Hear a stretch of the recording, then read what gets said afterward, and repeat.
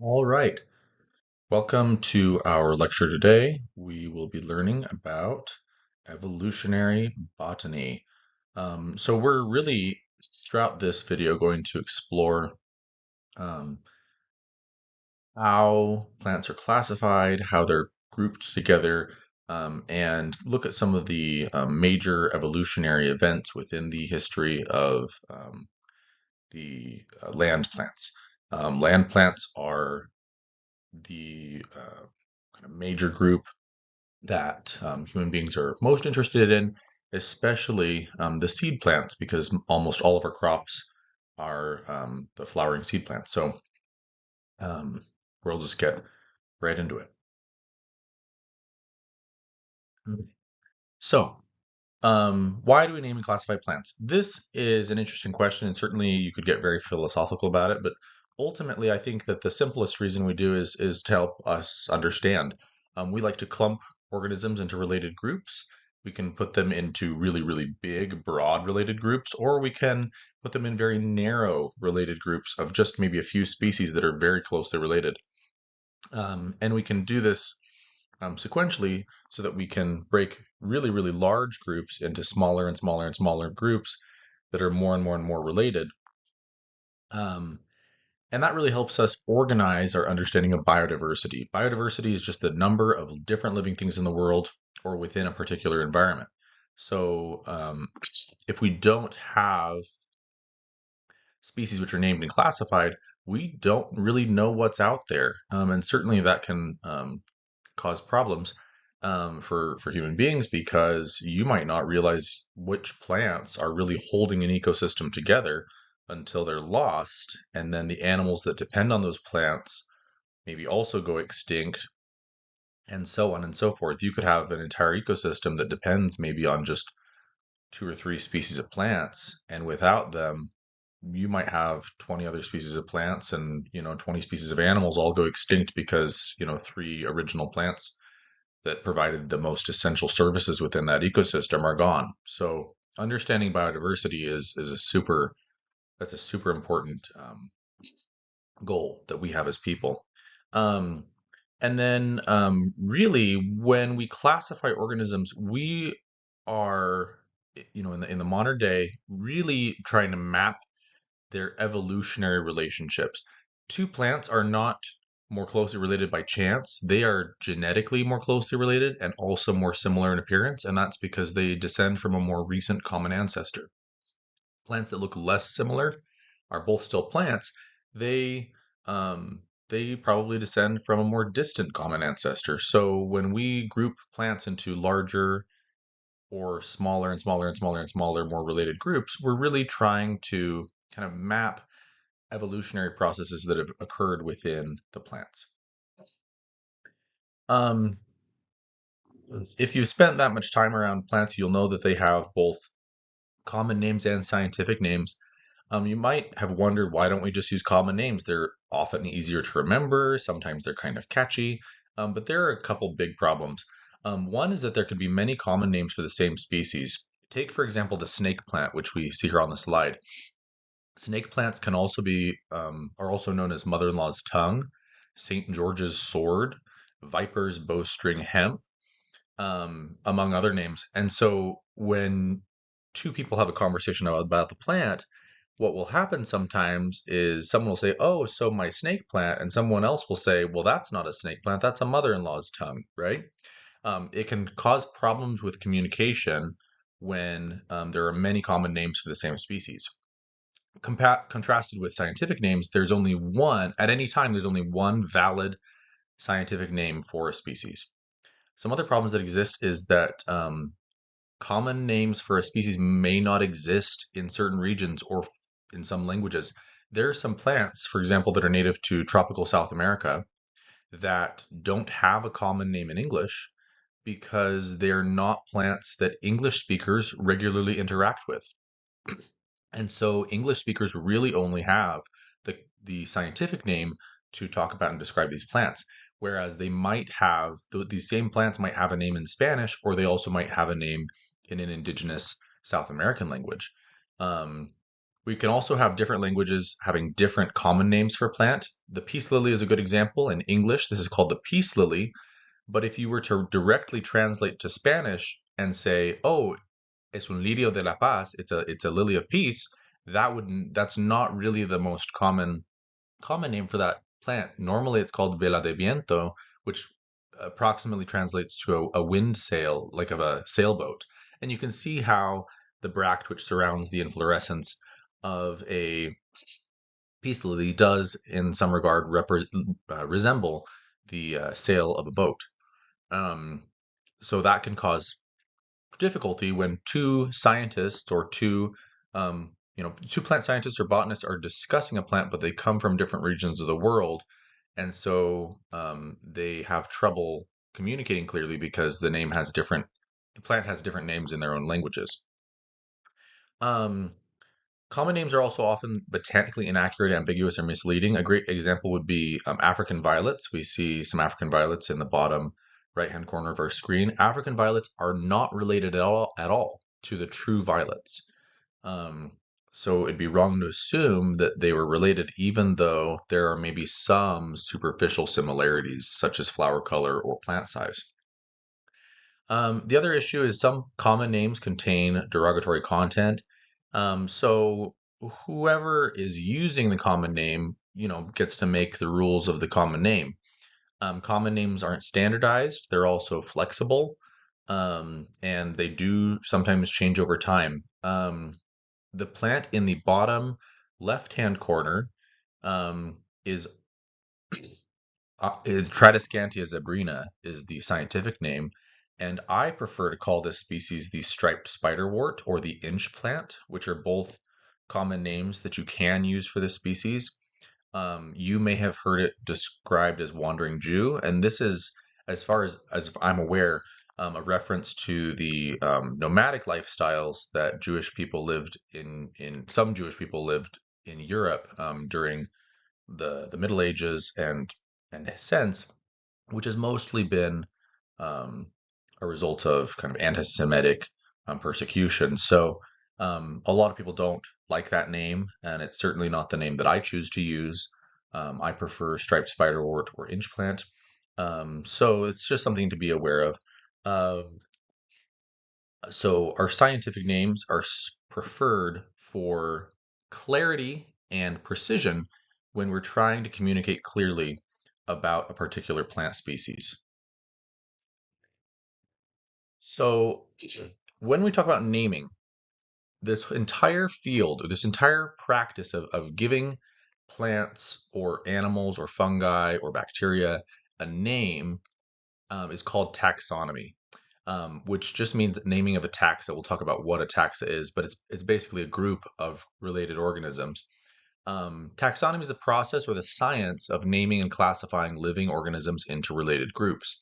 And we've been doing this for a really, really, really long time. Um, for several centuries, this has been going on. And the original taxonomists, the very first kind of scientifically trained people who were doing this, um, didn't have access to a lot of fossil specimens in museums. They didn't have access to any of the genetic testing that we have available today. So the only tool they really had to determine which plants were related to others was morphology. And morphology is the study of the shape and appearance of an organism's anatomy. So, for example, a dog and a wolf, we could say that they have similar tooth morphology because they both have kind of large canine teeth, which they use to take down prey. That's a shared morphology or morphological trait. A lot of people think that morph means change, usually in the context of changing shape, but this is not actually correct. Morph as a root word just means shape. So morphology is the study of shape. And then a taxon is any group of organisms defined by some kind of shared morphological trait. Okay. Um, these first taxonomists didn't really have the same systems. The systems for naming and classifying plants taxonomically that we use today had not yet evolved. before or emerged. They hadn't been developed. Those technologies hadn't been developed. So these first taxonomists basically wanted to provide as much description as they could in these Latin names. So, if, for example, if we look at this plate here, we see that these names of these different types of daffodil are extremely long. There's, you know, 4 to 5 words in each, 3 to 5 words in each one. So our first one says, for example, Narcissus juncifolius luteus flora plena. And in Latin, that would mean a daffodil with rush-like leaves, which is yellow and has a double flower, which obviously is very descriptive of the plant. We do have narrow leaves the way rushes do. We, I imagine, have a yellow flower. We do have a double flower. Um, but we can't just go around memorizing 5 words for every plant. It's overwhelming. And what we see later is that the name and the description become separate pieces. We have a name that's associated with a actually much more detailed multi-paragraph description of the species, so that even if you don't have a sample of the species, you can still identify it based on the technical description. Our next one says Narcissus major flore multiplice, which would mean a large daffodil with multiple flowers per bulb. And then the next one would be Narcissus sylvestris stellatus. So that's a daffodil, a wild daffodil with star-shaped flowers. And we just decided to separate out the description from the species name. So now we use simpler species names. And that was really the work of Carl Linnaeus. Carl Linnaeus is usually considered the father of modern taxonomy, and he um, is credited with 2 major inventions. We're going to have to talk about one of them on a separate slide. He's credited with developing the taxonomic ranks. That's our system from kingdom all the way down to species. So, for example, kingdom, plantae, and then phylum, class, order, family, genus, species, to basically organize our understanding of life from the biggest groups all the way down to the individual species level. He also invented the binomial nomenclature system. Carl Linnaeus thought it was ridiculous that we were, trying to name an entire species with this huge descriptive, multi-word array. So he said, this is ridiculous. What we should do instead is we should give a 2-part name, and then anything beyond that we want to say is a written formal description of the species that's held in some kind of scientific collection or museum. So he invented this binomial nomenclature system, and binomial means 2 names. Bi is 2, nomen is name, and then nomenclature is a naming practice. So that's the practice of giving every species a 2-part scientific name. So, for example, you may be aware that our binomial name is Homo sapiens for humans, or tomatoes are Solanum lycopersicum. We're not trying to describe every major feature of a tomato plant in that name. We're just trying to distinguish it from any other species that might be closely related. This newer system really simplified the naming process. And it allowed people from different areas to really clearly communicate with each other about all organisms, not just plants. I want to show in these pictures that I have on the right some of the value of the binomial nomenclature system. I'd like to draw your attention first to the tree that we have in the top left corner, the white poplar. And you see that the scientific name is Populus alba. So populus is Latin for a poplar tree, and alba means white. So the white poplar, the scientific name is literally white poplar as well, Populus alba, which is really, really helpful and descriptive. And it's named that because it's got a lot of little kind of white hairs on the leaves that gives the tree kind of a grayish or silvery appearance. Moving over to the right, we see the quaking aspen, and we see that its scientific name is Populus tremuloides. So we're changing a common name. We're not calling it the quaking poplar, but it is still a poplar. It is still in the genus Populus. And then quaking or trembling, right? We see that that carries through into the scientific name. So the name would be um, uh, poplar, which looks like the trembling poplar, because there's actually a species of Populus tremula, which is the European aspen. Quaking aspen is an American species. So because the European species was named first, Populus tremuloides means poplar tree, which looks like Populus tremula. Um, but certainly we're getting at um, uh, some of the taxonomy, right? We're saying that this is indeed still a poplar in the scientific name, but we might not have known that it was a poplar based on the common name because we've changed the common name from poplar to aspen. Um, Going down to the bottom left-hand corner, we have an eastern cottonwood, and when we look at the scientific name, we see that it is still a species of poplar. Deltoides describes the leaf shape. That means that it's like the Greek letter delta, which is a triangle, because they have a very large triangular leaf. So that's a third different common name for a tree that is in the same genus, a very closely related tree. And then our bottom right-hand corner, we see that we have the tulip poplar. So now we've got a tree that we're calling a poplar, but when we look at the scientific name, we see Liriodendron tulipifera. Liriodendron means lily tree, and then tulipifera means tulip bearing. Liriodendron is a genus that's actually in the magnolia family. This is a tree that's much more closely related to magnolias than it is to any of the poplars. So we have a tree here that is named a poplar, but is not actually a poplar. And this is just kind of goes back to how untrustworthy common names are. The tulip poplar is named such because it grows very fast, similar to the true poplars, and it also has large leaves that kind of flutter in the wind, which is another common feature of true poplars. But in all other regards, this doesn't have any of the traits that it would need to have in order to be considered a true poplar.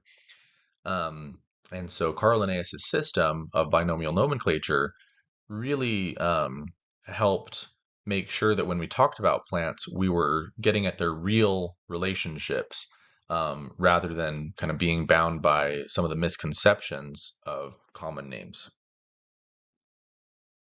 So the taxonomic ranks are the second of Carl Linnaeus's inventions, and he basically said we need to have some ranks from kind of the broadest category down to the most narrow single species in order to understand um, organisms.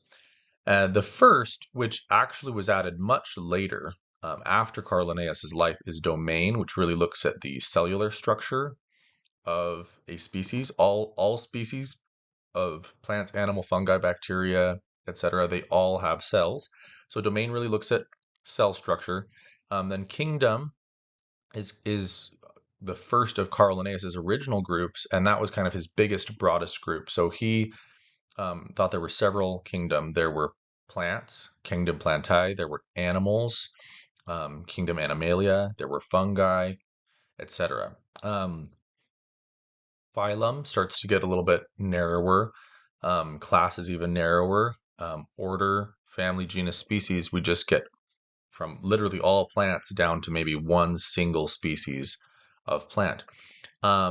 It's really nice to have an acronym to remember the taxonomic ranks so that when someone says, oh, well, those are two species which are in the same order, but they're not in the same family, you understand that someone's saying those two species are less closely related.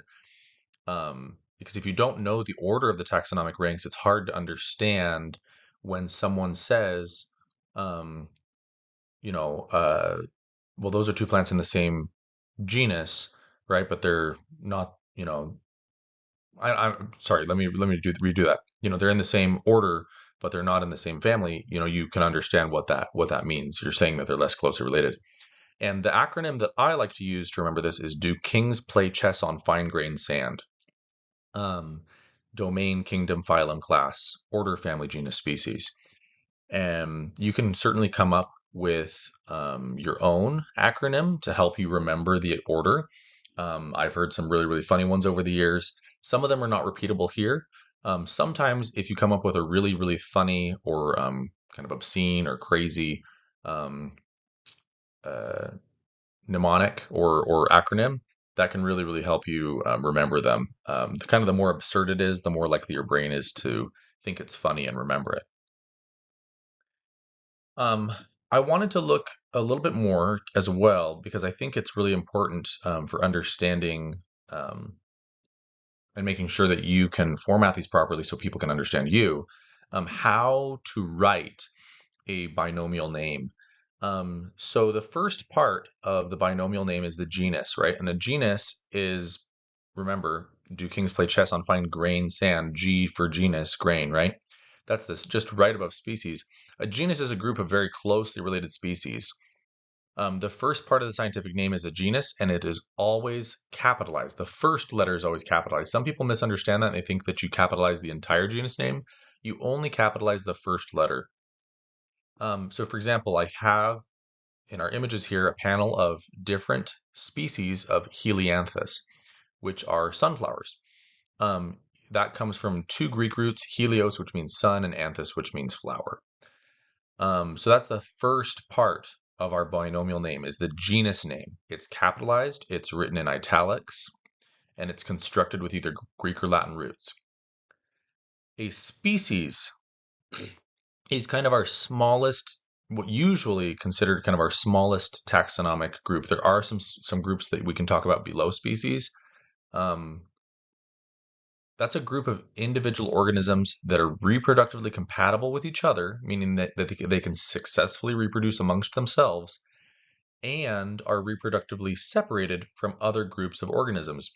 Now, that could be a geographic separation. Maybe one species lives on one side of a mountain range, the other species lives on the other side of a mountain range. It could be a difference in the time of flowering. Maybe one species flowers earlier and the other species flowers later in the year, and that separates their ability to reproduce amongst themselves. But there has to be either some kind of geographic or genetic or timing barrier of some sort that allows us to consider two populations to be separate species. Um, the specific epithet is the species name, right? It's unique to just one species within a genus, and when we write them together, when we write the genus and the species name together, we do not capitalize the species name. So, for example, the common sunflower, which we have in the bottom left-hand corner, the common name, sorry, the scientific name for the common sunflower is Helianthus annuus. Annuus means annual. The plant germinates from a seed, it grows, it flowers, it produces seed, it reproduces, it dies, all within one growing season. Um, so Helianthus annuus is the common sunflower. Most other species of sunflower are actually perennials and come back year after year after year from underground storage structures like roots and crowns and rhizomes and such. The entire name is always written in italic lettering. Most people are not going to expect you to write in italics if you're writing it out by hand, but certainly on a computer, it is best practice to type your scientific names in italics. This helps distinguish the fact that it's not just some other word in your sentence. It is a scientific name. Um, so to briefly overview the rules, the genus name goes first. It should be capitalized. It should be in italics. The species name comes second. It is entirely lowercase, and it is also written in italics. So here we've got some examples of some binomial names of several different species, and these are going from um, left to right, from top to bottom. We've got Helianthus verticillata, the whorled sunflower, meaning that it's got leaves kind of all the way around the stem. We've got Helianthus diveraticus, the woodland sunflower, which you can see growing with these kind of trees in the background and some shade. It's got much broader leaves than some of our other species of Helianthus because it's adapted to that ecosystem. Helianthus mollis, the ashy sunflower, um, is a species that's native to the Great Plains, and it's got some of those white hairs on the leaves to reflect sunlight and kind of maintain a higher level of humidity around the leaf surface. Helianthus niveus we see growing on the sandy in the sandy soil. That's the silverleaf sunflower, and that's native to deserts in the western U.S. And it's able to reflect a lot of that intense desert sun by having those white reflective silvery hairs covering the leaf to prevent the leaf tissue from overheating and cooking. Helianthus annuus is the common or annual sunflower. This is a species with a huge range. Idaho is actually within the the native range of the common or annual sunflower, and we often see these growing as roadside weeds. And then Helianthus tuberosus, the Jerusalem artichoke. Can we see how the common name there isn't really accurate? It's actually inaccurate for two reasons. Helianthus tuberosus, which I think would make more sense to call the tuberous sunflower, um, is not from Jerusalem. It's native to North America, and it's also not an artichoke. It's a sunflower. So um, that just goes to show how kind of unreliable some of these common names are. They're named that because the flavor of the tuber is similar to an artichoke. Um, and there are also about 65 other species in this genus, which all evolved from a common ancestor. And when we look at all of the species within this genus, we can see that they all share kind of a consistent set of traits that make them all very, very, very similar. We're able to recognize them all as sunflowers even though they are reproductively isolated, they have a different body shape. Um, but you see the flowers on all of them are very, very similar, and so kind of the major structure of the leaf is very similar on all of them, even though there are variations in the details. Above the level of genus, we have our plant families, right? So plant families are groupings of related plant genera that share a set of unique characteristics. We call these characteristics that define a plant family synapomorphies.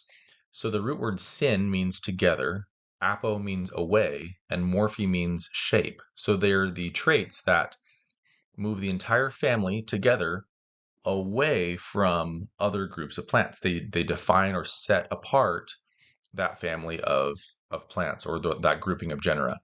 These plant family names, they all end in Aciae or Acaea. I don't really care how you pronounce it.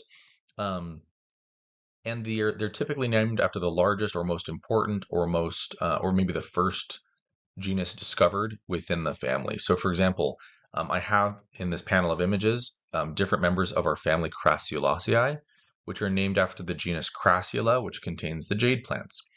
And they all have a shared set of synapomorphies or traits which set them apart from other plant families. For example, they all have succulent leaves, they all have very similar flower structure, and they all perform a specialized type of photosynthesis, which allows them to conserve water in hot, dry climates, which is where most of these plants grow.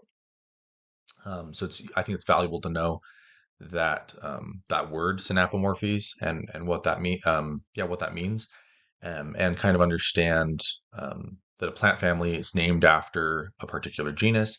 The genus after which the family is named is typically referred to as the type genus, and it's typically the genus that has plants that are considered the most typical of the family, and they have to have all of the synapomorphies, all of those traits which set them apart from other groups. Um, we're now going from kind of moving bigger, we're flipping now, and we're looking at the classification levels that are smaller than the species level, right? So a subspecies is a significantly different population within a species. So when we look at these top two images, on the left, I've got the wild ancestor of the domestic carrot, which we usually refer to in English as Queen Anne's lace due to the shape and texture of the inflorescence. It has a very skinny, kind of dry, hard white root. And then on the right, I've got an image of our domestic carrot, which is in almost all regards very, very similar to Queen Anne's lace.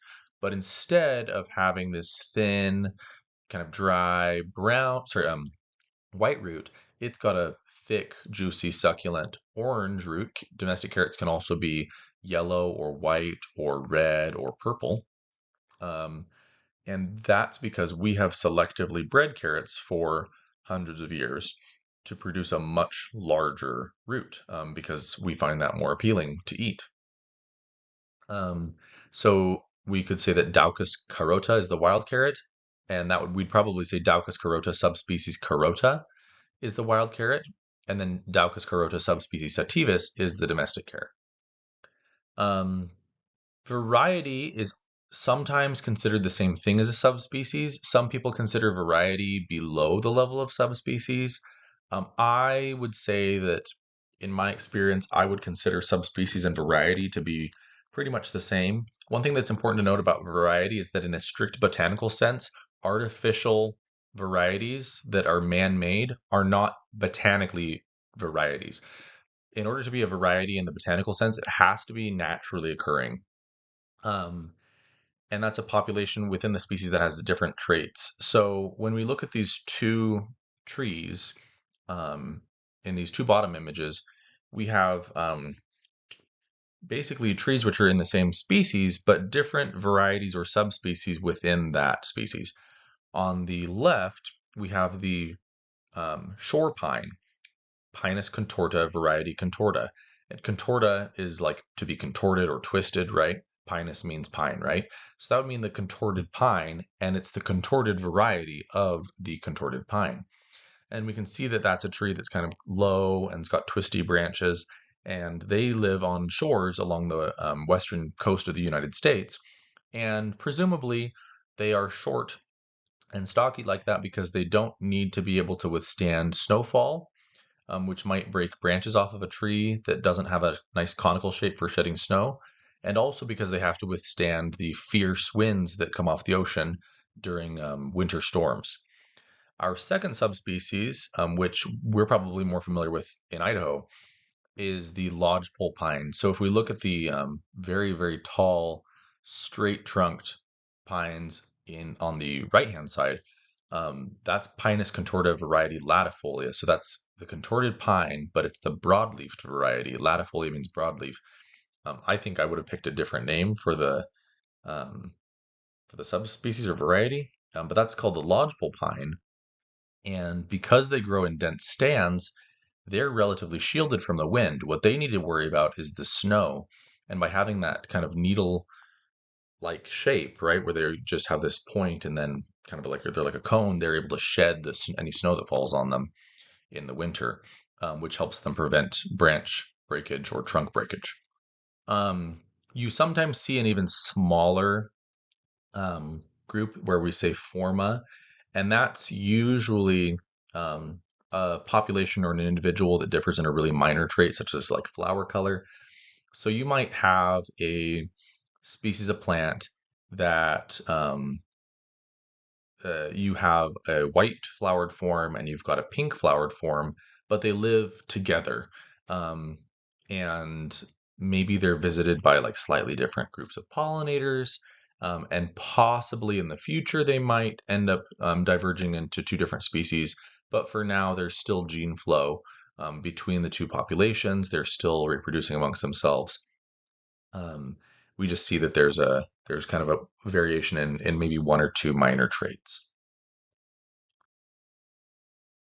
Cultivars and lines are both artificial or man-made um, groupings and namings within a species. So a cultivar is a named clone of a plant that we propagate vegetatively through like cuttings or grafting in order to maintain that genetic material. So, for example, if we look at the top two images, these are a type of geranium that we call the cultivar name is Wilhelm Languth, and the cultivar Wilhelm Languth kind of has these really pretty kind of pinkish red flowers and this lovely white variegation or variegated edge on the leaf. We see a mature stock plant, which is large and flowering, and then on the right we see small young plants which are growing in their own individual pots, and they would have had to have been grown from cuttings from a stock plant. So a section of stem was cut off, stuck in some potting media, it grew roots, and then that rooted cutting can be sold and grown on to be a large plant. Cultivar names have their own formatting. We always enclose them in half quotations. So if you use the apostrophe key on your keyboard, before and after you type your cultivar name, that will do the half quotations for you.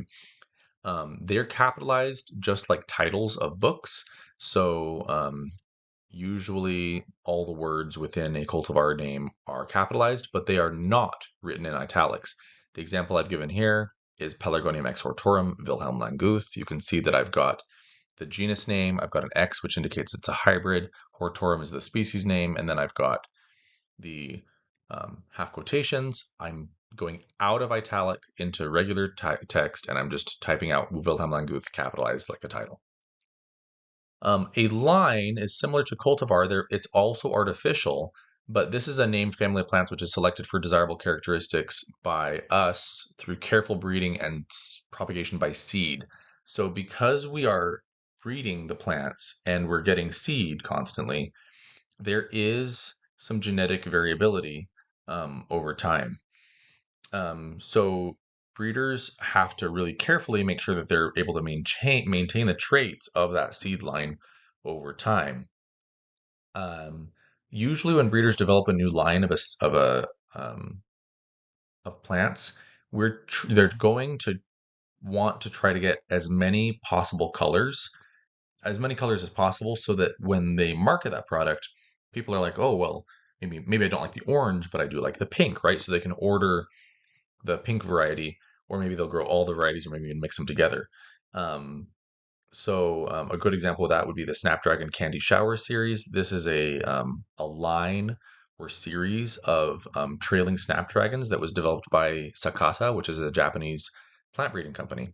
So cultivars and lines are basically our two groups of kind of artificial horticultural taxa or taxon, or groups of plants, and they are distinguished by cultivars being propagated vegetatively, and lines being propagated sexually by seed. Um, Hybrids are also important. It's important to note how to format hybrid names. Hybrids are basically a cross of two different species. You may be familiar with mules. Mules are a hybrid of a horse and a donkey, um, and they are able to produce an offspring. Um, there it can be situations where two species maybe are kind of closely related, but not capable of reproducing. There are a lot of reasons why hybrids sometimes fail. Um, so it's important to be aware that you can't just hybridize any two plants together. Um, for example, if you tried to cross a magnolia with a pine tree, they're so distantly related that would be like expecting, your dog to be able to reproduce with a goldfish. They're so different, they're so genetically different, and their behavior is so different. You would never be able to successfully hybridize the two. The first type of hybrid we'll talk about are interspecific hybrids. So inter means between, and then specific is a reference to species, right? So an interspecific hybrid is a hybrid between two species which belong to the same genus. In plants, this is relatively common. Often we kind of assume that we might be able to hybridize multiple different species within the same genus. Um, a really common example in horticulture is Magnolia soulangeana, which we call the saucer magnolia. Um, we see in these top images, we have this huge white flowered magnolia tree on the left. And then we have this magnolia tree on the far right that has these kind of pale pink flowers. And we're able to produce that by hybridizing the white flowered magnolia, which is Magnolia denudata, with Magnolia liliiflora, which is this red flowered species in the middle. So if we hybridize Magnolia denudata, which is the Yulan magnolia, with the lily flowered magnolia, Magnolia liliiflora, we get a hybrid Magnolia X soulangeana, which we call the saucer magnolia, and we indicate that it's a cross between two different species in the same genus by placing a lowercase x between the genus name and the specific epithet or the species name. So we see magnolia. These are both individuals in the same genus. We put magnolia, then we put an X to indicate that it's a cross between two different species in the genus. And then we put kind of this new um, Notho species name that indicates that it's a hybrid, okay? A little bit rarer, in fact, I would say a lot of bit rarer, are intergeneric hybrids. So these are cross of two different species which belong to two different genera. Typically, these are very rare due to genetic incompatibility issues, and they're written with a big X, a capital X, before a combined nothogenus or new genus name. So when we look at this bottom panel, we have English ivy first, which is heterohelix, and you can actually cross it with Fatsia japonica, which is this shrubby plant in the middle. And the hybrid is known as X Fats hetera. The capital X indicates because it's before the genus name, it shows that at the level of the genus we were doing the hybrid. Um, and then we're combining the words Fatsia and hetera to make that new nothogenous name. Um, Random mutations are the basis of evolution and also all genetic variability on Earth. The reason that you are not the same as an elm tree is because the in some kind of single-celled organism, millions and millions and millions of years ago, there was some kind of mutation that kicked the lineage that gave rise to animals down one path and the lineage that gave rise to plants down a different path, evolutionarily. So mutations are basically just changes in the genetic code of any species. These can occur for many different reasons. They can occur because of exposure to things like radiation or genotoxic chemicals, or even just a mistake by the cell in copying its DNA properly when the cell's getting ready to divide. Cells are able to recognize and repair most of their DNA mutations. They do have specialized proteins whose job it is to do that. But sometimes, if a mutation occurs in an egg or a sperm without getting repaired, it can be passed down to offspring, and that's where we get these new traits emerging. Um, all organisms, once they start their life, are subject to selective pressures. That includes all of the environmental forces that act on a species. So if we look at these two pictures in the bottom, I have a picture of an elm forest, and you can see that these elms grow quite tall, and there's not a lot of light on the forest floor. So an elm seedling wants to take advantage of a clearing where there's a little bit of light and then grow as fast as it can up into the canopy so that it can get light and kind of fight for space to make sure that it's able to do enough photosynthesis to make seeds and reproduce successfully. On the right-hand side, we have a weeping elm. So this weeping elm is actually a cultivar that is common in the nursery trade called the Camperdown elm. And it was found on the estate of the Earl of Camperdown by his forester, and then the gardener of the Earl of Camperdown actually grafted this uh, plant onto the trunk of a regular weeping elm. So the Camperdown elm was found as this little seedling that was just growing flat along the ground in the forest floor. And we can see that it basically grows downward. It has a weeping growth habit.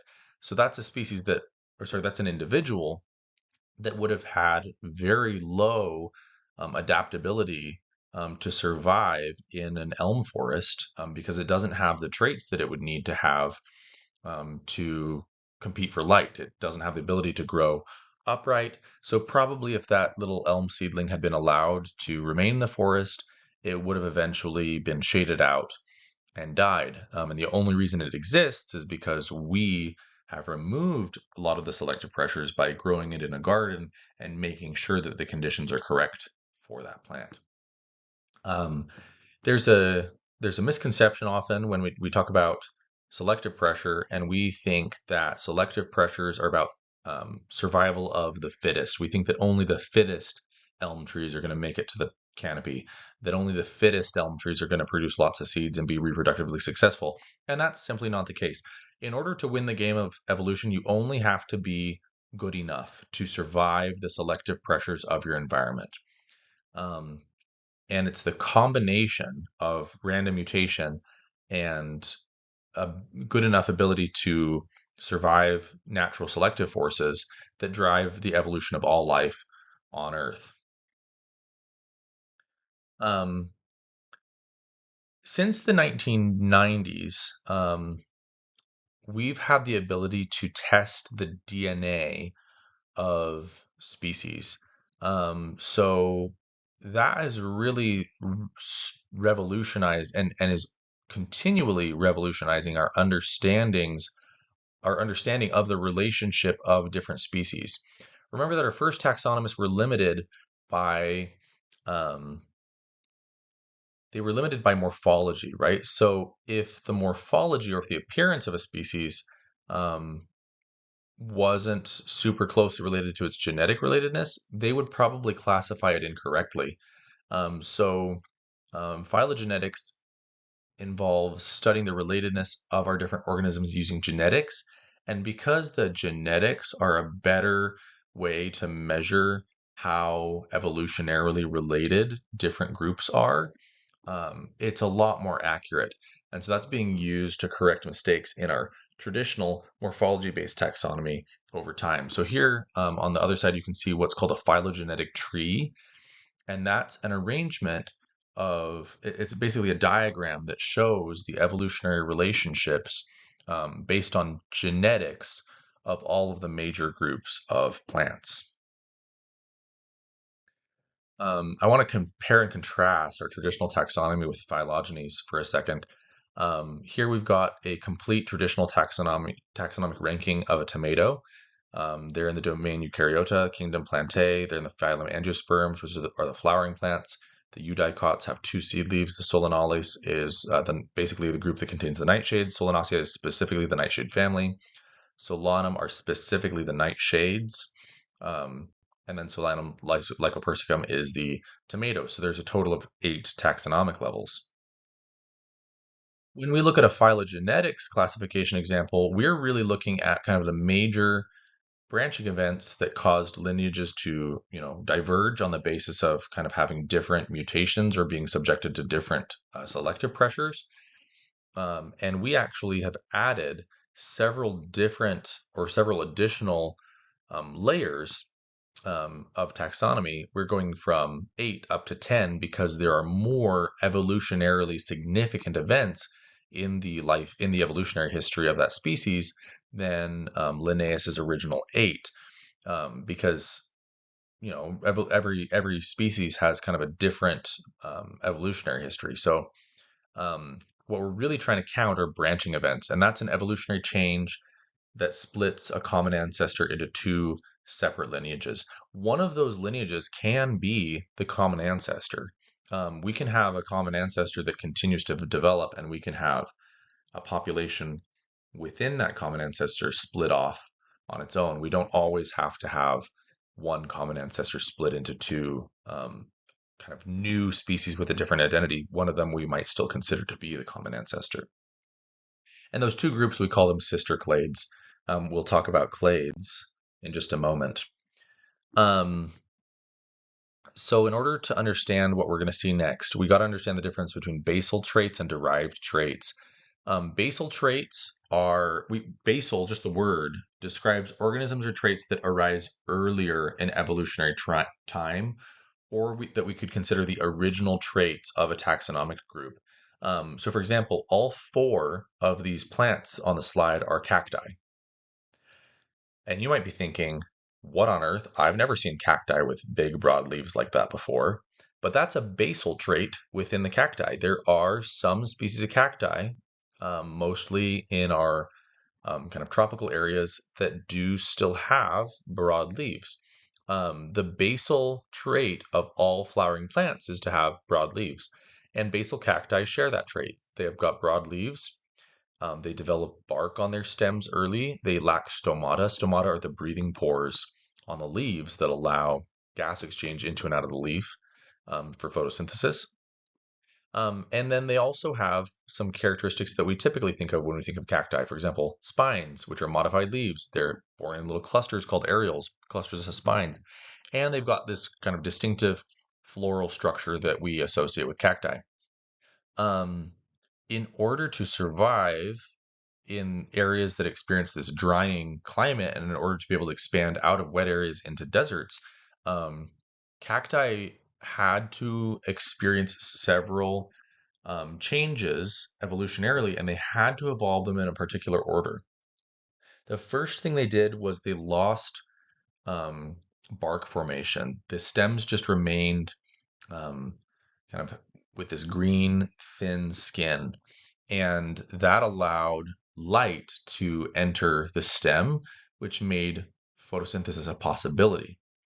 The next thing they had to do was evolve stomata on their stem. So they had to evolve breathing pores on the surface of the stem so that they could do photosynthesis through the surface of the stem so that they can absorb carbon dioxide from the atmosphere without the need for leaves.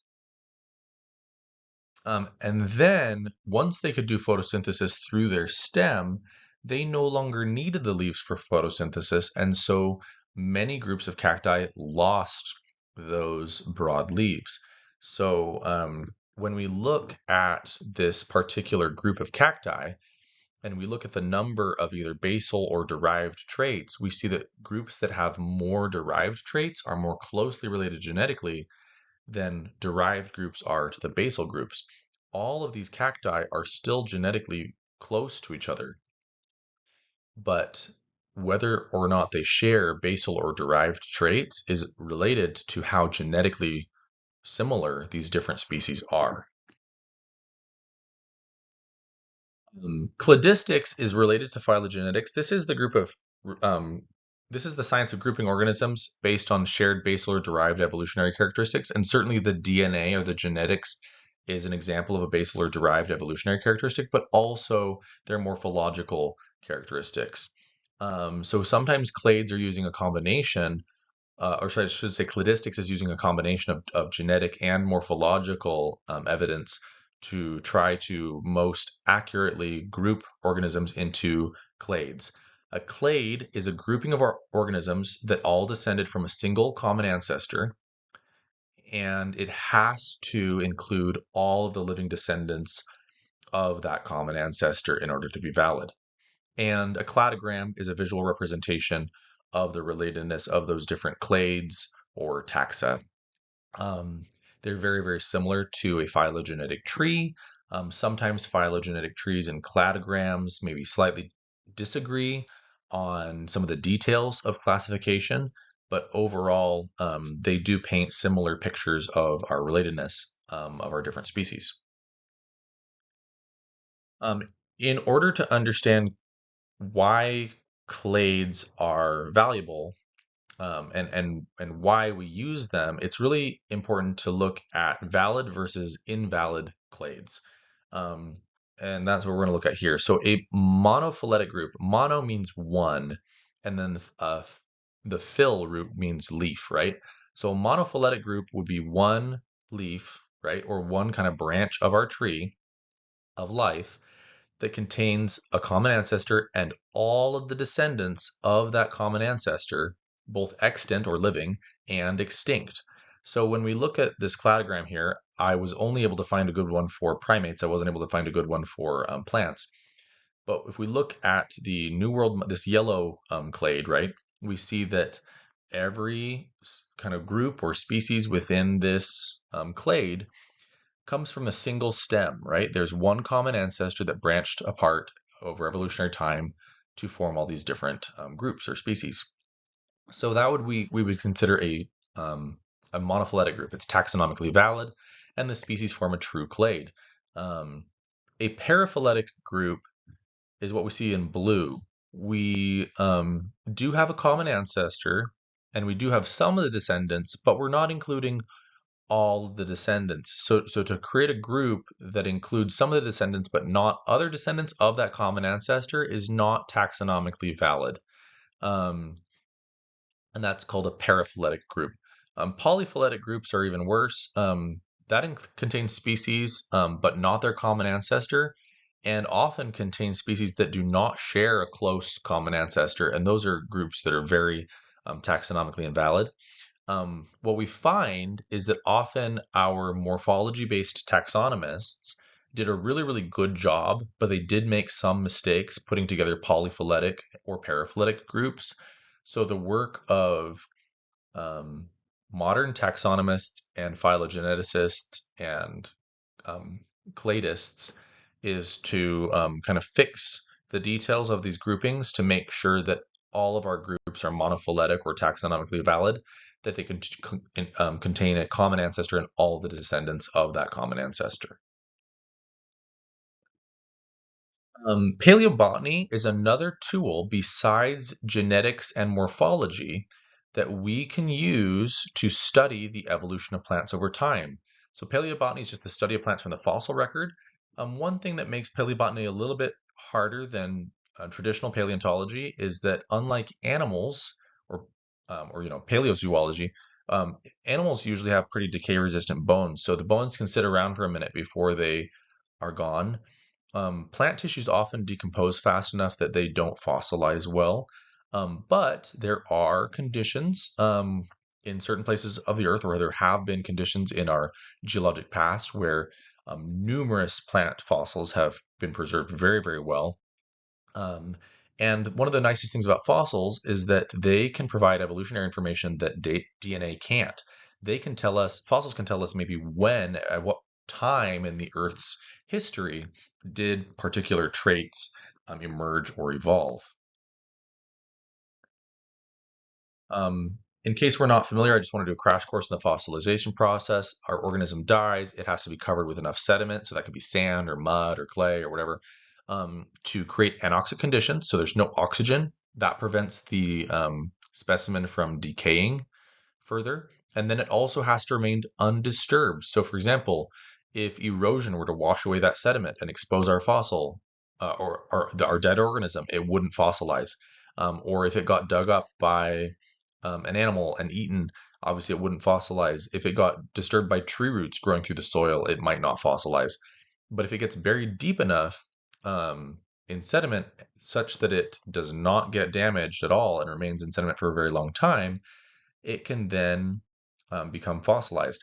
After millions of years, um, conditions change, and that fossil can be brought to the surface either by natural processes like erosion or human beings. And when we look at the Grand Canyon here, we can see the different strata or layers of rock that have been eroded by the Colorado River. And we could imagine that our oldest layers of sediment deposition, because this used to be, I think, an ocean floor where North America is right now. We can imagine that these different layers of rock are older layers at the bottom, and newer layers were deposited on top over time. So as we go down through the rock layers of sediment, we would find different species of fossils that evolved during different periods of time, um, which allows us to date the fossils. We can figure out how old they are. So there's two major ways of dating fossils. We have relative dating and absolute dating. In relative dating, we're looking at the law of superposition. When sediments are deposited either by wind or water or the movement of a glacier, um, new layers of sediment are just deposited on top of older layers that were already there. Um, and also index fossils. So we are assuming that deeper layers are older than shallow layers of rock. And then we can look at what fossils we find in each layer of rock to um, figure out what period of time we're looking at. When we look at the bottom diagram, we can see that in our taller stack of strata, we've got a complete set of fossils. Each fossil is kind of associated with the particular period of time during which that species was abundant and fossilized around the world. In the stack of rocks on the right, we can see that there's a disconformity, or there's kind of a jump from very, very old species. We're missing a bunch of species kind of in the middle of our evolutionary history, and then we get some more modern species at the top. that maybe tells us that we had some sediment deposition and then some erosion. We lost some rock layers, and then we had more sediment deposition on top of that. The nice thing about the index fossils is because they're species that were abundant all over the whole Earth and fossilized all around the world during a certain geologic time period, um, if we find the same species of fossil in a rock layer in Australia and in North America, we can assume that those rock layers are of the same age. So if we date the age of one group, we can just carry that over to anywhere else in the world because we know that that species was only alive during a certain time period. We can also use absolute dating. So we can look at radioactive decay.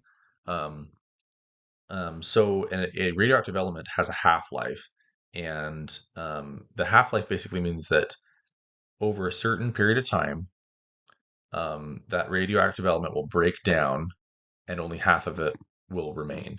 And the second half-life, only a quarter of it will remain. And the third half-life, only an eighth will remain, and so on.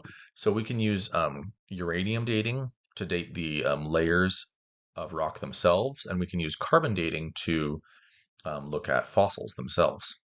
And that's how we were able to determine how old certain plants or animals are in the fossil record. So that can tell us when a certain species or group of plants or group of animals evolved. I want to get now into some of our uh, actual taxonomy. So we start, I'm not going to talk that much about prokaryotes. I'm really just going to talk about eukaryotes. These are organisms that have a membrane-bound nucleus in their cells, and that includes all fungi, animals, and plants. Okay, so plants are eukaryotes. They have a cell that has a cell nucleus that contains their DNA and protects it, and that's been very helpful for stabilizing the DNA of eukaryotes in order to allow their more rapid evolution. If you want to pause the slide to read more about prokaryotes, you can, but since plants aren't eukaryotes, we'll be not discussing that part. Within the eukaryotes, we have several different groups. We've got protists, fungi, animals, and plants. And I'm just going to focus on plants. Once again, if you want to pause the slide to read about the other groups, you can. The features that define the plants are that they are either unicellular, meaning one-celled, or multicellular, meaning many cells. Organisms, they've got a cell wall surrounding their cell, which is composed of cellulose, um, and they obtain their energy from sunlight and are therefore autotrophic or self-feeding. They don't have to feed on other organisms to live. We do have some plants that have lost the ability to do photosynthesis and are parasites of other plants or parasites of fungi, but the ancestral trait of all plants is to be able to do photosynthesis. Our first plants were the algae, and the Virida plantae are the green plants and the green algae, and they contain all of our current existing green algae and also all land plants. Okay, that's a clade containing the common ancestor of all green plants and the descendants. Our green algae are unicellular or multicellular plants. They lack vascular tissues, so they don't have any xylem or phloem. They're not able to move water efficiently around their tissues. And because of that, they have to live in the water. And they're found in both freshwater and marine environments. There are about 22,000 named described species. If you've ever had sushi that was wrapped in seaweed, you might be familiar with that as nori. That's a species called Ulva lactuca or sea lettuce that is cultivated by humans for as food. And a kind of important thing to note is that all living plants, all living land plants, evolved from some common ancestor that was a freshwater green algae. So Virida plantae includes all of our green algae, but it also includes all of our land plants. There are two other clades of algae that are not as closely related to our land plants. Those are the red algae, which are still plants. They're in their own clade. They're not in the Virida plantae, and they use red photosynthetic pigments, and they only live in the oceans. And then blue algae, or the Glaucophyta, those are unicellular plants which are only found in freshwater environments, and they've never left the water, as far as I'm aware. So those are the two other clades within the kingdom Plantae. But certainly the group we're going to focus on most is the Virida Plantae. Streptophyta is a clade containing the common ancestor of all land plants and its descendants. So strepto means hard, and then phyta means plant, right? So the streptophyta are the hard plants, meaning that they no longer have kind of this soft algae body that just can float around in the water. They now have to have a little bit of structure to them, or be, hard strepto, in order to kind of stand up a little bit and do some photosynthesis out of the water. Um, the bryophytes are the group of the most basal land plants. So this is the kind of the first group of I shouldn't say the first group of land plants to evolve, but they're some of the most basal land plants which we still have with us today. They don't have any vascular tissues, so they can't really efficiently move a lot of moisture around their body. Some mosses do have a little bit of vascular tissue. Um, they also don't produce seeds; they produce spores instead. And this group includes, from top to bottom, you can actually see images of these. I've got mosses, hornworts, and liverworts. And the lack of vascular tissues means they can't move moisture or food around their body very efficiently. So they can't really grow very big or very tall. And they are almost entirely dependent on living in a moist environment.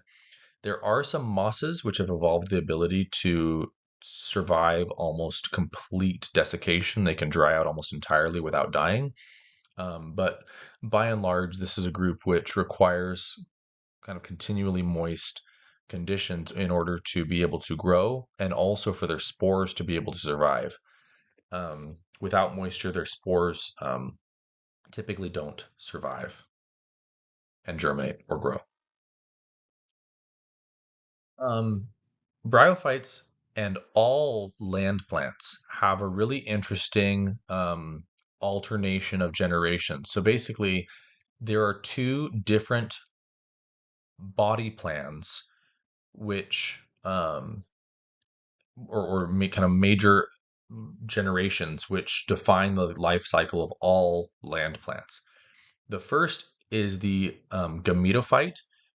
This is a generation that's haploid, meaning that it's only got one copy of every chromosome, and it produces. This is the life stage that produces the gametes. The gametes are the eggs and the sperm, and in bryophytes, this is the independent generation. So when we look at a moss, the little leafy stemmy portion of the moss is actually the gametophyte. Um, if you look at the diagram at the bottom, that mossy plant will produce an antheridium, which is basically a little sac that releases sperm. It'll also produce an archegonium, which is a little sac which contains an egg. The sperm will fertilize the egg, and then the egg will actually germinate while it is still attached to the gametophyte or the leafy plant, and it'll grow into a sporophyte. The sporophyte is the diploid generation, and it has two copies of every chromosome. That sporophyte will grow really, really large. It will produce thousands of haploid spores, meaning that each spore only has one copy of every chromosome, and then it will release those spores. So when we look at a moss and we see that little stalk and capsule on top of the moss, that's actually a sporophyte. It is its own organism. It is the child of the gametophyte. And so every generation is kind of alternating between sporophyte, gametophyte, back and forth. We'll see that this relationship where the gametophyte is independent and the sporophyte is dependent will change over time in the evolution of our land plants. The tracheophytes were the first vascular plants. So this is the taxon of plants including which possesses vascular tissues. So there's a common ancestor of all plants that have vascular tissues. The tracheophyta would include that ancestor and all descendants. Vascular tissues are just specialized tissues that allow a plant to move water and other minerals or materials efficiently through the body of the plant. Xylem allows water and mineral nutrients to flow up from the growing substrate. Usually that's the soil.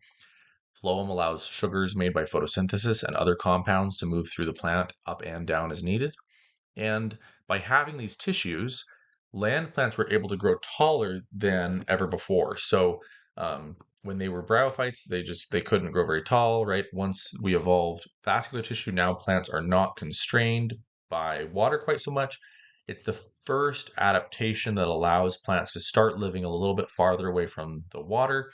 Now they can use roots to get water out of deeper soil layers. They can move water really efficiently up through the roots, up through the stem, and into the leaves in order to do photosynthesis. Basal vascular plants, so these are some of our kind of oldest or most kind of original vascular plants, are the Pteridophyta, which are the ferns and their allies.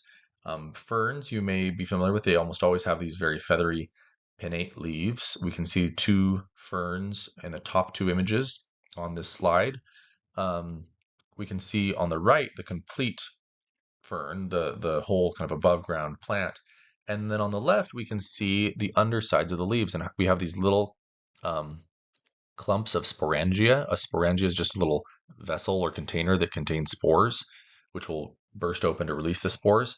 And those little clusters of sporangia are called sori, and they're found on the undersides of the leaves. So we still haven't evolved seeds at this point in the evolutionary history of plants. The other group within Pteridophyta are the horsetails, and you may have seen these growing along the edges of streams or creeks or rivers. They're named for their kind of resemblance to a horse's tail. They contain segmented stems. They're very abrasive because they contain silica, which is basically mineral glass to deter animals from eating them. And they also reproduce using spores, but they produce them in little cones called strobili rather than in these clumps called sori on the undersides of the leaves. And we can see that strobolus or little cone in the middle image on the right-hand side. Another different group of basal vascular plants are the Lycophyta or the club mosses. Today, there are not very many species that still exist, and most of them don't grow taller than about 3 feet tall. But from the fossil record, during the Carboniferous period, about 300 million years ago, we find that the club mosses or the lycophytes were the dominant tree species in some of the very, very, very first forests to ever evolve on planet Earth. Club mosses, kind of the OG forest tree. There were no kind of dominant forest tree species before the club mosses evolved. And most of the small species that exist now, they kind of live in a forest understory. Probably the large club moss species went extinct because they couldn't compete with later groups of plants. In ferns, we're going to also see alternation of generations, but this pattern starts to change a little bit. In ferns, the gametophyte is no longer kind of the major life cycle. Now it's no longer the major generation that makes up the majority of the body of the plant, and the sporophyte is no longer dependent on the gametophyte. So the gametophyte still produces an archegonium with an egg, an antheridium with sperm, fertilization occurs, and then a sporophyte grows up out of the gametophyte. But unlike in the mosses, the sporophyte does not remain dependent on the gametophyte for its own survival. Once it's germinated, that sporophyte can live completely independently of the gametophyte. And in fact, the sporophyte is the dominant generation within the life cycle of a fern. It grows much larger. It's the part that's visible. It produces many, many, many, many spores. Sometimes the sporophyte can live for many, many, many years. And those spores can then germinate, produce a new gametophyte, and so on. The spermatophyta were the first plants to evolve seeds. So, in order to understand a seed, we have to understand that there are some major disadvantages to spores. Spores are typically single-celled, which means that they're very vulnerable. They can be destroyed by intense sunlight. They can be destroyed by mold. They can be destroyed by many, many, many things. So spores have some major disadvantages. Spores also can't germinate if they land on the soil surface where it's dry. They don't have any stored food. So they basically, if they don't land somewhere ideal, a spore is not going to survive and germinate. The evolution of seeds was so advantageous that today we just automatically think of almost all plants as producing seeds, but that is not the ancestral state of most plants. This is a very evolutionarily derived trait, and it's allowed plants to be, the seed plants especially, to become the most numerous and diverse group of plants on the planet. Seeds have several advantages over sperm, so or over spores. Seeds have several advantages over spores. Um, they have a protective covering that helps shield them from changes in the environment. So now they can't be killed by, intense radiation from the sun. It's harder for them to dry out and die. They also contain stored food um, that helps give the germinating plant a head start. They can also remain dormant in the soil for many, many years. So even if there's a catastrophe like a landslide or a fire, the seeds, which have been laying in the soil sometimes for years and years and years, are able to take advantage of improved conditions, maybe more sunlight on the forest floor, and they're able to germinate and grow. Spores don't live long enough to be able to do that. So having seeds really ensured that any particular group of plants was kind of had an insurance policy against extinction by being able to have some seeds in the ground. Um, and certainly, regardless, seeds are just better protected. They get a better, faster head start than spores do. Um, we call this group the spermatophyta. Sperm means seed and phyte is plant. And there are two main groups, the gymnosperms and the angiosperms. In the seed plants, the gametophyte or the gamete producing generation is the pollen and ovules. So when we talk about pollen and the ovules, they're actually their own organism. They're genetically different. They're offspring of the sporophyte, but they develop from uh, spores. They are the gametophyte. In seed plants, the gametophyte is actually the dependent generation. So we've gone from the gametophyte in mosses being the little leafy stemmy portion that was the majority of the life cycle to now in the seed plants, um, the gametophyte is highly, highly reduced. In fact, the male gametophytes or the pollen grains typically only contain two cells in many of our seed plants. The sporophyte in the seed plants is the dominant independent generation. That's what we typically view and see as a plant that's got roots, stems, leaves, etc. Um, and the sporophyte produces megaspores, which will develop into ovule, and microspores, which will develop into pollen grains. So we get a complete reversal over kind of this evolutionary time period where in the seed plants, they decided that the gametophyte stage, they were going to shrink that portion of the life cycle way, way, way, way down, and then really, really focus on the sporophyte portion, whereas in our first land plants, it was the reverse. Gymnosperms, the naked seed plants. Gymnos means naked. This is where the word gymnasium comes from. That's from a Greek root. The Greeks are famous for having competed in sports naked in the original Olympic Games. So gymnos, naked, sperm is seed. These are the naked seed plants, and they produce seeds which are not enclosed in a fruit.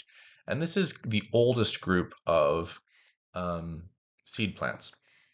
Some groups you may be familiar with within this group are the conifers. These are plants that produce a woody cones with, they have a needle or scale-like leaves. That would include trees that we're probably familiar with, like pines, spruces, and firs, and cypresses, but also a couple that you may not be super familiar with, like monkey puzzles. Um, the cycads have these large pinnate leaves that look kind of like palm fronds. We can see a cycad in the top right corner. They've got large pinnate leaves and these large, soft, fleshy cones, and they're some of the first plants which used animals to disperse their seeds. They cover their seeds in many cases with a layer of soft flesh, which attracts animals to eat their seeds, digest the flesh, and then disperse the seeds in their dung. Um, Ginkgos are, we can see a ginkgo in the bottom right-hand corner. This is there's only one living species, which is Ginkgo biloba. It produces a modified stinky fruit-like cone. But if you were paying attention on our slide about paleobotany, you would have seen that one of the fossils on that slide was a ginkgo leaf. Ginkgos have been around and at it for millions and millions and millions of years. Um, in the fossil record, there are many, many species of ginkgos, but only one still exists today, virtually unchanged from some of the fossil forms. And then the last group of gymnosperms are the netophytes. This will include some species that you probably never heard of, um, but includes groups like ephedra and welwitschia. If you've ever heard of ephedrine, that is a medication that was made from the plant ephedra. Um, our next group of seed plants that to evolve were the angiosperms. The angiosperms are the flowering plants. So the gymnosperms, they don't really contain their seeds at all. Their seeds are naked. They sit on the surface of each scale. The angiosperms, that word means angion. Sorry, the word angiosperm comes from the Greek word angion, meaning container or vessel, and sperm meaning seed. So these are plants which rather than having naked seeds or gymnosperms, they contain their seeds within a fruit. And the evolution of fruits and flowers really helped plants to develop specialized ways of attracting pollinators to do the work of sexual reproduction. And also, the development of fruits a allowed this group of plants to really develop good seed dispersal relationships with animals. And because of the advantages that flowers and fruits provided in reproduction, angiosperms have diversified evolutionarily, and they're today the most diverse and successful group of seed plants and just plants in general on Earth. Um, I know that we're going a little bit long. There are two main groups within the angiosperms I wanted to briefly talk about. The first are the dicots. These plants typically have two cotyledons per seed, so when the seed germinates, there will be two little seed leaves. They tend to have a taproot system with a central root with little lateral roots coming off. They have stems with their xylem and phloem, their vascular tissues, arranged in a ring. They tend to have branched veins in their leaves, and they also tend to have floral parts in multiples of either 4 or 5. And that would include most of our what we consider broadleaf plants. Consider the dicots to be the broadleaf plants, and that will get you pretty far. The monocots are our other group of flowering plants, and we um, define them by having only one cotyledon per seed. So, for example, if you've ever grown corn in your garden, there's only one little leaf that comes up when they germinate rather than paired little leaves like if you planted a bean. Monocots typically have only one cotyledon per seed. They have fibrous root systems. So if you look at the root system of this palm, all of the roots are of the same thickness and they emerge from a single plate that produces roots. They will have scattered vascular bundles. So the xylem and phloem are just scattered throughout their entire stem. The leaves will have veins that all run parallel to each other, and they'll tend to have floral parts in units of threes, sorry, multiples of three. So, for example, this purple flowered Tradescantia on the right has 3 petals, 3 stamens, and then just one little pistil in the middle. Sorry, I should say 3 petals, 6 stamens, 1 pistil. This other plant that we see on the left has 3 sepals, 3 petals, 6 stamens, and 1 pistil. So we have, once again, multiples of 3.